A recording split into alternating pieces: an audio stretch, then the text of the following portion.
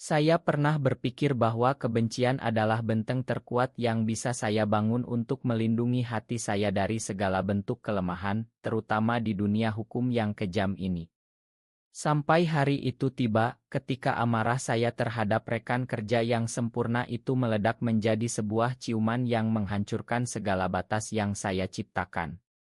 Dan kini, setiap malam, saya bertanya pada diri sendiri, apakah ini cinta, atau hanya ilusi yang akan menghancurkan karier dan identitas saya di tanah Indonesia yang penuh norma.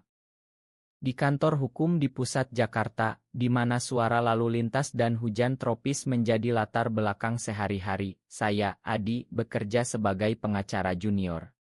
Rekan kerja saya, yang semua orang sebut sebagai rekan lengkap karena kesempurnaannya, bernama Rama. Dia adalah sosok yang selalu tepat waktu, argumennya tajam seperti pedang, dan senyumnya bisa meluluhkan hati klien manapun. Tapi bagi saya, dia adalah musuh. Setiap pagi, saat saya melihatnya duduk di meja sebelah, hati saya mendidih. Mengapa? Karena dia selalu lebih baik, lebih disukai atasan, dan seolah-olah dia tahu segala rahasia saya. Adi, kamu harus lebih fokus, katanya suatu hari, dengan nada yang seolah-olah dia peduli. Saya membencinya karena itu. Di dalam hati, saya berpikir, mengapa dia harus ada di sini, mencuri sorotan yang seharusnya milik saya. Konflik kami dimulai dari kasus pertama yang kami tangani bersama. Itu adalah kasus hak waris di sebuah keluarga kaya di Surabaya. Rama mengambil alih presentasi, dan saya dibiarkan menjadi bayangannya. Saat rapat, dia berkata, Adi, ide kamu bagus, tapi mari kita poles agar lebih sempurna. Saya merasa seperti anak kecil yang ditegur. Di dalam pikiran saya bergolak, apakah dia sengaja merendahkan saya? Malam itu, saya pulang ke apartemen kecil saya di Kemang dan berbaring sambil memikirkan betapa saya ingin menghancurkannya. Tapi anehnya, semakin saya benci, semakin saya memikirkannya. Apa ini?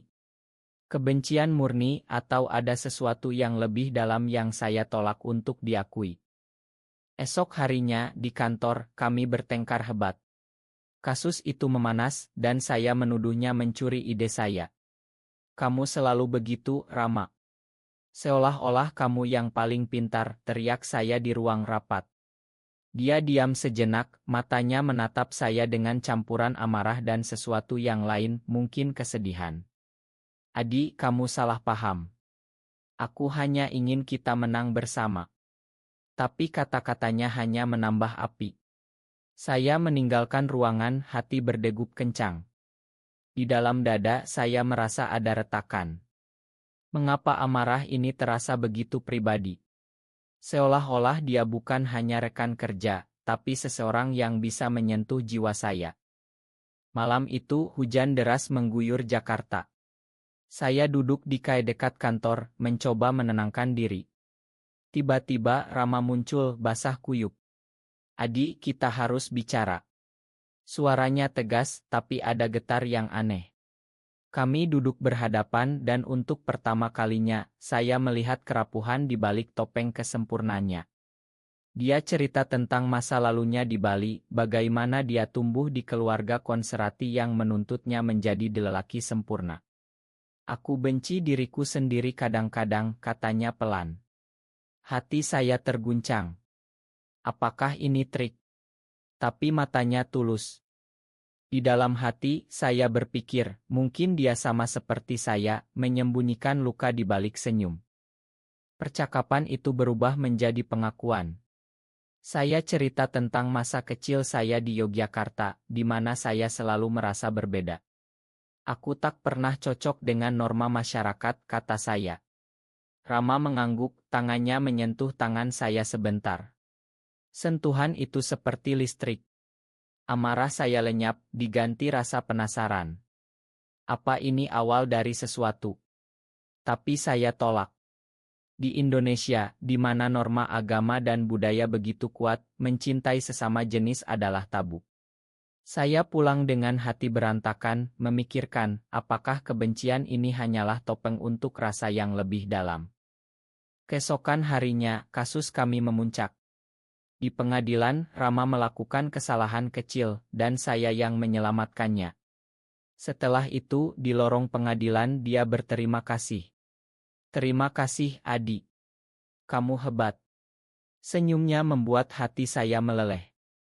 Tapi malam itu, saya mendapat telepon dari atasan, Rama direkomendasikan untuk promosi. Amarah kembali.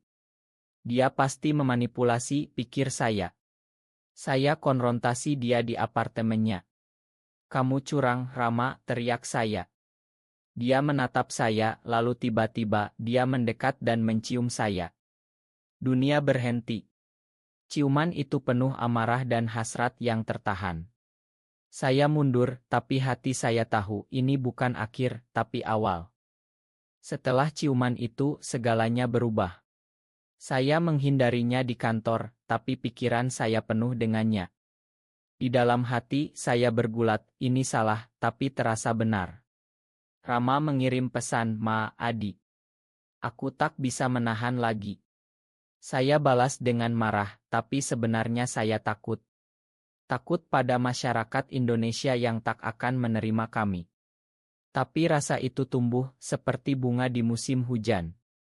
Kami mulai bertemu diam-diam di Pantai Anyer, kami berjalan sambil bicara tentang mimpi. Aku ingin hidup bebas, kata Rama. Saya mengangguk, tangan kami bergandengan di kegelapan. Tapi konflik muncul, rekan kantor mulai curiga. Kalian terlalu dekat, kata seorang teman. Hati saya gelisah. Apakah ini layak?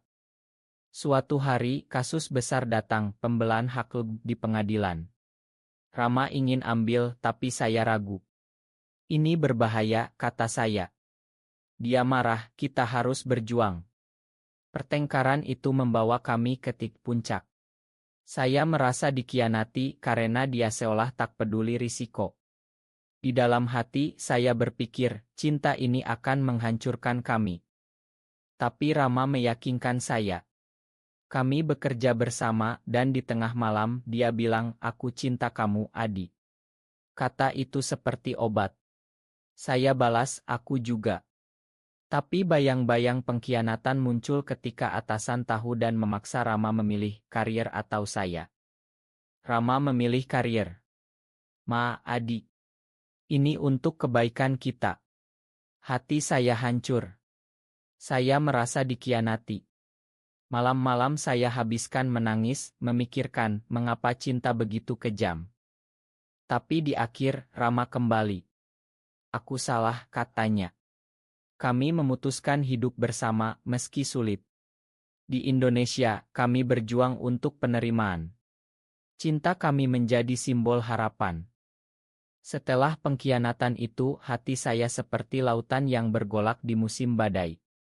Saya, Adi, duduk sendirian di kamar apartemen saya di Jakarta, memandang hujan yang tak henti-hentinya. Rama, orang yang saya benci lalu cintai, telah memilih karier daripada kami. Ini untuk kebaikan, katanya saat itu, tapi kata-kata itu seperti pisau yang menusuk ulu hati. Di dalam pikiran saya berputar-putar, apakah semua momen kami hanyalah ilusi? Ciuman pertama itu, yang lahir dari amarah, kini terasa seperti racun yang manis. Pagi harinya, di kantor, saya menghindari matanya. Departemen hukum terasa lebih dingin, seolah-olah udara penuh dengan rahasia yang tak terucap. Rekan-rekan lain mulai berbisik. Adi dan Rama aneh akhir-akhir ini, kata seorang. Saya pura-pura tak dengar, tapi di dalam, saya berteriak, mengapa masyarakat ini begitu kejam terhadap cinta yang berbeda? Di Indonesia, di mana nilai-nilai tradisional seperti gotong royong seharusnya menyatukan, justru memisahkan kami. Rama mencoba mendekati saya di ruang arsip. Adi, tolong dengar aku. Suaranya gemetar, tapi saya tolak. Kau sudah memilih, jawab saya dingin. Tapi saat dia pergi, hati saya sakit. Malam itu, saya pergi ke masjid terdekat, berdoa untuk ketenangan. Di sana, dalam keheningan, saya memikirkan masa kecil saya di Yogyakarta, di mana saya belajar menyembunyikan perasaan saya. Tuhan, apakah ini dosa? Tanya saya dalam hati. Jawaban tak datang, hanya angin malam yang sejuk. Konflik semakin dalam ketika kasus hak yang kami tangani memanas. Pengadilan di Jakarta penuh demonstran, sebagian mendukung, sebagian menentang. Rama memimpin dan saya dipaksa membantu. Di ruang sidang, argumennya brilian, tapi saya melihat ketakutannya. Setelah sidang, dia bilang, "Adi, aku tak bisa tanpa kamu." Tapi saya ragu. Di dalam saya bergulat, apakah saya bisa memakan pengkhianatan. Malam itu, kami bertemu di Taman Monas. Di bawah cahaya lampu kota, Rama cerita tentang tekanan dari keluarganya di Bali. Mereka ingin aku menikah dengan perempuan, katanya, air mata mengalir. Hati saya luluh. Saya peluk dia, dan untuk pertama kalinya setelah pengkhianatan, kami berciuman lagi. Tapi kali ini penuh penyesalan dan harapan. "Makan aku," bisiknya. Saya angguk, tapi di dalam, saya takut apakah ini akan berakhir bahagia. Esoknya, pengkhianatan lain muncul. Atasan kami, Pak Budi, memanggil saya. "Adi, aku tahu tentang kalian. Ini tak bisa diterima di Irma ini." Kata-katanya seperti petir. Saya denial, tapi dia punya bukti, pesan kami. Hati saya hancur lagi. Saya konfrontasi Rama, "Kau bocorkan." Dia geleng, tapi matanya ragu. Ternyata seorang rekan iri yang mengkhianati kami. Amarah meledak. Saya teriak di apartemennya, "Semua ini karena kamu." Dia diam, lalu peluk saya. "Kita hadapi bersama," katanya. Di saat itu, cinta kami semakin dalam, tapi penuh luka. Saya berpikir, di negeri ini, cinta seperti kami adalah perjuangan. Kami memutuskan melawan. Di pengadilan, kami beri kesaksian pribadi. "Cinta tak mengenal gender," kata Rama. Publik terbelah, tapi dukungan datang dari komunitas LGBT di Indonesia. Tapi risiko tinggi, ancaman dari kelompok konservatif. Suatu malam, saya dapat ancaman telepon. "Hentikan atau mati." Hati saya gemetar. Saya bilang ke Rama, dan dia peluk saya erat. "Aku tak akan tinggalkan kamu." Di dalam hati, saya merasa ini ujian sejati cinta kami. Konflik mencapai puncak ketika keluarga Rama datang ke Jakarta. Ayahnya, seorang tokoh agama, marah besar. "Kau bawa malu keluarga," teriaknya. Rama menangis, tapi berdiri teguh. "Aku cinta Adi, ayah." Saya saksikan dari jauh, hati tercabik. Apakah ini akhir? Tapi di akhir ile ini, Rama memilih saya. Kami tinggalkan Irma, mulai hidup baru. Tapi bayang-bayang masa lalu masih ada. Cinta kami, penuh drama, semakin kuat. Kegelapan hati saya semakin pekat setelah pertemuan dengan keluarga Rama. Saya, Adi, berbaring di tempat tidur, memandang langit-langit yang retak seperti jiwa saya. "Mengapa cinta ini begitu menyiksa?" tanya saya pada diri sendiri. Di Indonesia, di mana harmoni sosial dijunjung tinggi, kami seperti duri di mata banyak orang. Rama, yang kini tinggal bersama saya di apartemen kecil, tidur di samping, tapi jarak emosional terasa lebar. Pagi itu, kami bertengkar lagi. "Kau tak paham tekanan keluargaku," katanya. Saya balas, "Dan kau tak paham betapa aku takut kehilangan segalanya." Amarah itu lahir dari rasa takut yang dalam. Di dalam pikiran, saya bergulat, apakah pengorbanan ini layak? Kasus hak kami menang di pengadilan tingkat pertama, tapi banding datang dari pihak oposisi. Di kantor baru kami, Irma kecil yang mendukung hak minoritas, kami bekerja keras. Tapi rumor menyebar. Klien menolak kami. "Kami tak mau diwakili oleh mereka," kata seorang. Hati saya sakit. Malam itu, saya duduk sendirian di balkon, memikirkan masa lalu. Di Yogyakarta, saya pernah jatuh cinta pada teman sekolah, tapi saya kubur dalam-dalam karena takut. Kini, dengan Rama, rasa itu bangkit, tapi penuh duri. Rama mendekati tangannya di bahu saya. Adi, Ma. Aku cinta kamu lebih dari apapun. Kata-katanya menyentuh, tapi saya tolak. Cinta saja tak cukup di sini. Kami berdiam, tapi di dalam, saya merasa ikatan kami semakin kuat melalui penderitaan. Konflik baru muncul, teman lama saya, Budi, yang tahu rahasia kami, mengkhianati. Dia cerita ke media.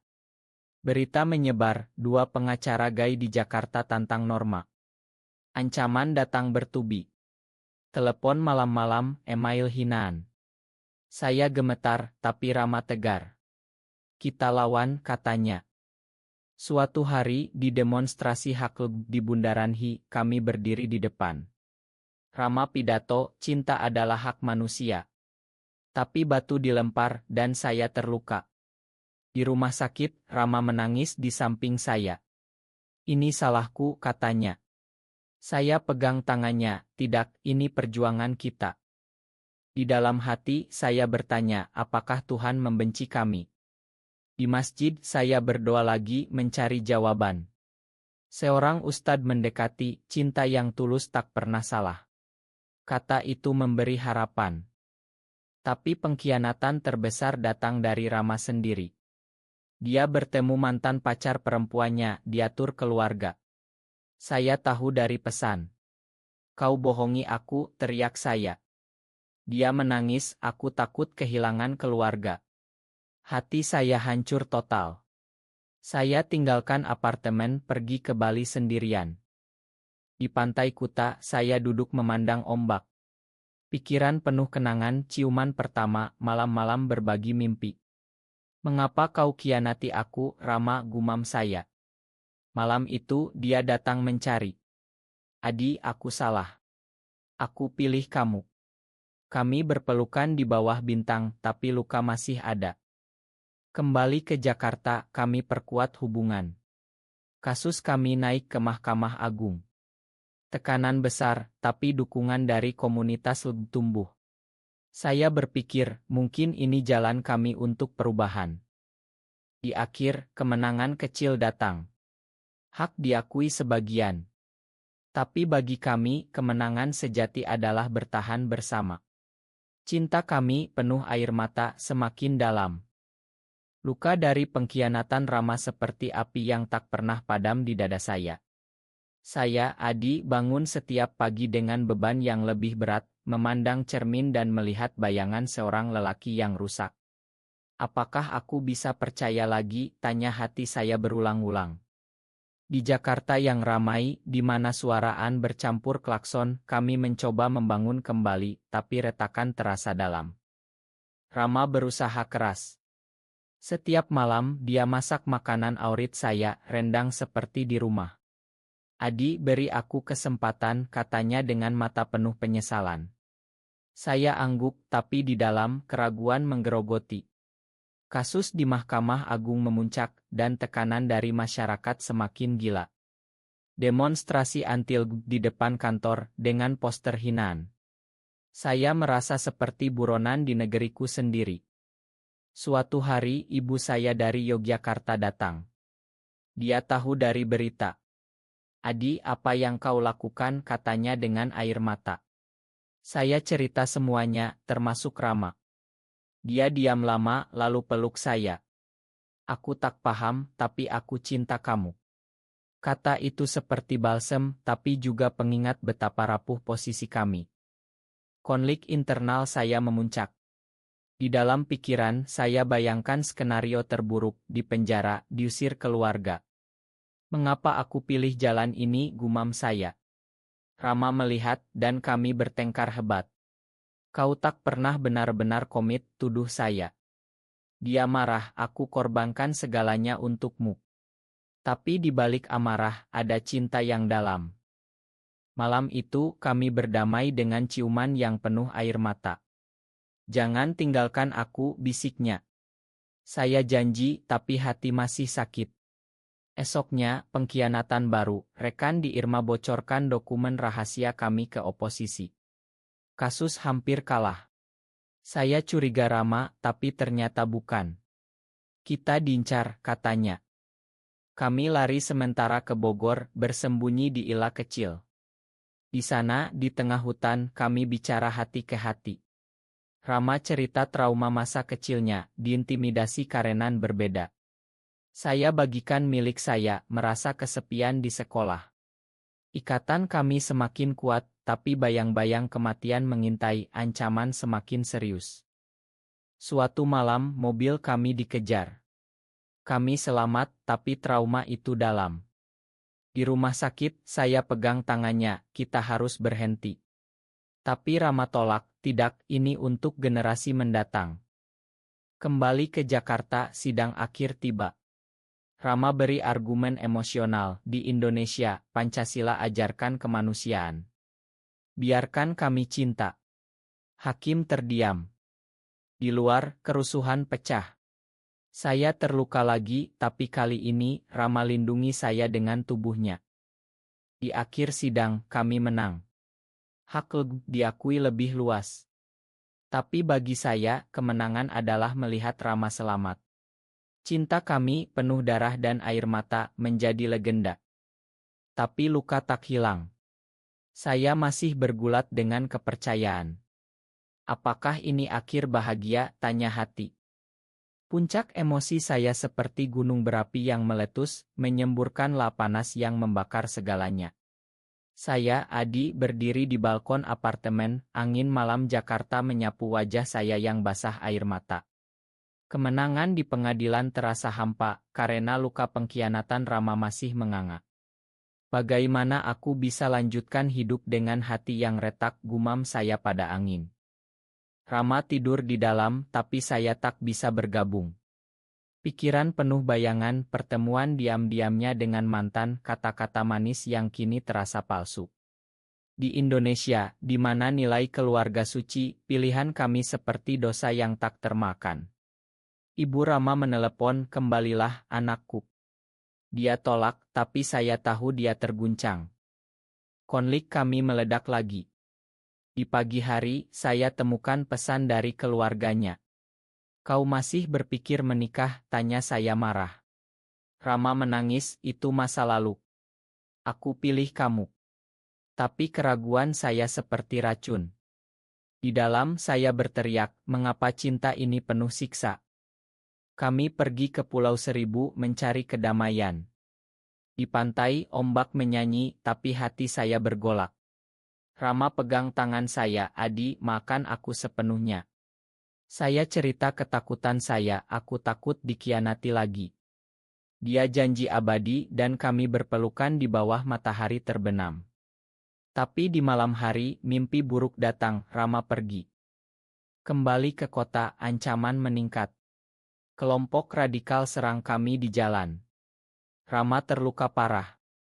Di rumah sakit, saya duduk di sampingnya, menangis. Jangan tinggalkan aku, bisik saya. Dokter bilang dia selamat, tapi luka isik dan emosional dalam. Saat pemulihan, Rama cerita segalanya, tekanan yang membuatnya ragu. Aku takut kehilangan identitas Indonesiaku, katanya. Saya paham, karena saya sama. Di dalam hati, malahir. Kita sama-sama rusak, kata saya. Tapi pengkhianatan akhir muncul, teman dekat saya, yang saya percaya, jual cerita kami ke tabloid. Foto kami tersebar. Masyarakat marah, keluarga menolak. Ibu saya bilang, pulanglah, Adi. Tinggalkan dia. Hati saya tercabik. Rama dan saya bertengkar terakhir. Ini akhir, teriak saya. Dia menangis, jangan, Adi. Kita bisa. Tapi saya pergi ke Yogyakarta. Di sana, di Candi Prambanan, saya renungkan. Pikiran penuh Rama, senyumnya, ciumannya. Aku tak bisa tanpa dia, sadar saya. Saya kembali, temukan Rama di apartemen, sakit dan sendirian. Ma, kata kami berdua. Pelukan itu penuh air mata, tapi juga harapan. Di akhir, kami pindah ke Bali, mulai hidup baru sebagai aktis. Cinta kami setelah badai menjadi pelabuhan.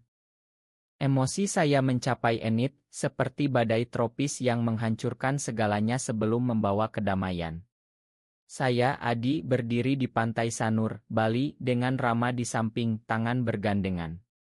Tapi di dalam, luka lama masih berdenyut. Apakah ini akhir yang bahagia, atau hanya jeda sebelum siksa baru, tanya hati saya yang lelah. Hidup baru kami di Bali penuh tantangan. Kami buka Irma kecil, bantu korban diskriminasi. Tapi masyarakat lokal, dengan budaya Hindu yang toleran tapi masih konservatif, memandang kami aneh. Tetangga berbisik, anak-anak menunjuk. Rama tegar, tapi saya lihat kerapuhannya. Suatu malam, kami bertengkar lagi. Kau tak pernah benar-benar makan aku, katanya. Saya akui, luka pengkhianatanmu masih ada. Air mata mengalir, dan kami bicara sampai pagi. Di dalam, saya sadar, cinta sejati adalah memakan berulang. Konflik terakhir datang dari dalam, saya dapat tawaran kerja di luar negeri, bebas dari tekanan Indonesia. Pergi saja, kata Rama dengan suara pecah.